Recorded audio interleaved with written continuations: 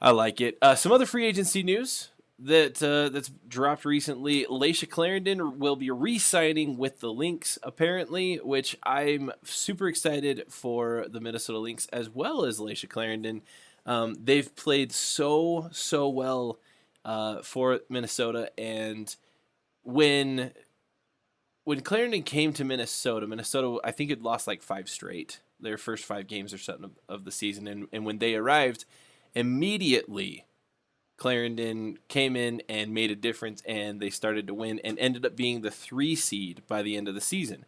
Now, starting out with like an 0-5, was it 0-4 or 0-5? I'm blanking off the top of my head, but starting off that poorly and finishing as the 3 seed in a season that is as short as the WNBA is, that's so impressive. And obviously, the difference that Clarendon made with that Minnesota squad was palpable. So, I'm pretty excited about that. I really do think that the Lynx are quietly maybe one of the better teams in the WNBA, and zero people are talking about Minnesota. And I don't know why, because they were fantastic last year and aren't really losing anybody and are just continuing to make good moves. So I think that's some big news there. Logan, any thoughts on the Clarendon potential re-signing? Yeah, you're right about Minnesota's start to the year. They lost four straight, and then they got their first win in overtime against Connecticut last season. And that kind of righted the ship for a really good stretch. I mean, they put together some winning streaks of 8 games, 5 games, 4 games. Like they especially ended the season really strong, and she was a catalyst for a lot of that. Right.